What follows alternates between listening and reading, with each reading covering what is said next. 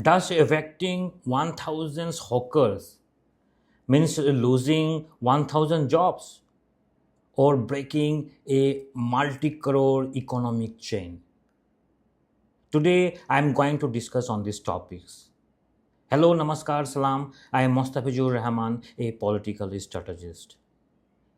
This video is for everyone who wanted to contribute uh, to the progress of society and see India becoming developed nations.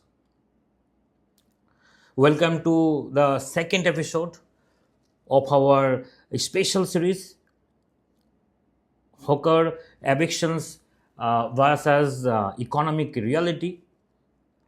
In this first episode, we discussed how nearly half of our country's GDP depends on the informal sector. We have already discussed in first session. Okay. Today we will going to see a little deeper, and today we will talk about the invisible economic chain. That's each and every people should need to know what is the invisible economic chain is.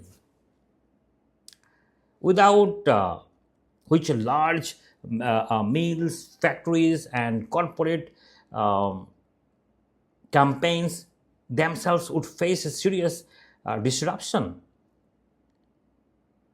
Okay, so many people believe that if hawkers are removed, consumer will shift to shopping malls and large corporates will benefit.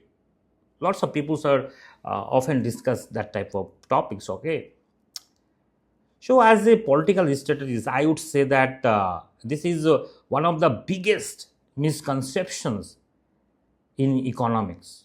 Let us understand through data how small case transactions happened on sidewalks help that sustain much larger business. So the liquid cash flow chain economics has a simple principle, that is velocity of money. Okay, the faster money change hand, the stronger the economic become. That how fast money change hand, the stronger the economy become. Street hawkers give their velocity, moving at very high speed. This is what we called liquid cash flow chain. So, if I talking about ordinary consumer or street hawkers can cash transactions, I want to give you a good example that could, I think, your sense will be clear. A hawkers buy goods every morning from the wholesalers markets using cash. The wholesalers pay the distributor, then the distributor send money to textile mills, plastic factories, and FMCG companies. I hope you might know that. When 1,000 hawkers are removed from the street, the economy does not merely lose 1,000 livelihoods only. It's lose the daily flow of cash moving through wholesalers, distributors, and manufacturers. Try to understand this.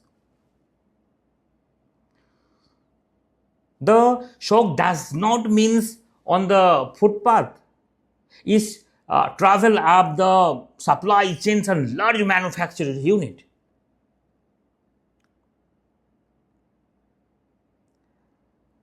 What the data suggests, the textile, footwear, and plastic goods sector in India does not rely only on shopping mall. Okay, does not rely. If I'm talking made in India, those products are there. They are not just depends on shopping malls. A large share of selling happens through open markets only and street retail networks. Now I'm sharing with you all sector perfectly. Okay, that might you understood perfectly. If I talking about sector like a ready-made garments, you know that clothing markets,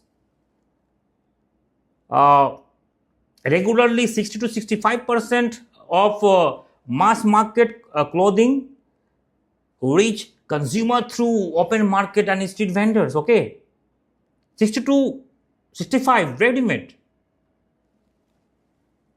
Made in India product. I'm talking about made in India products. Made in India products are not often selling in shopping malls. There's made in India products are selling 60 to 65% in open markets only, in street vendors, through street vendors. Try to understand. Second, plastic household goods. You know that about 70% of every plastic household items used by middle class and lower middle class income consumer, sold by small hawkers and local vendors. If I'm talking about footwear, made in India footwear, I'm talking about a significant share of the affordable footwear markets are sustained through the street retail chains. Okay, without street retail chains, you cannot sell the you know that made in India product. You can't sell. In other word, you know that many large brands and factories depend indirectly on hawkers to move high volumes to the of goods. Okay, if hawkers disappear suddenly, inventory can pile up in a warehouse. Productions may slow down and layoff can eventually begin. Massive layoff eventually can begin.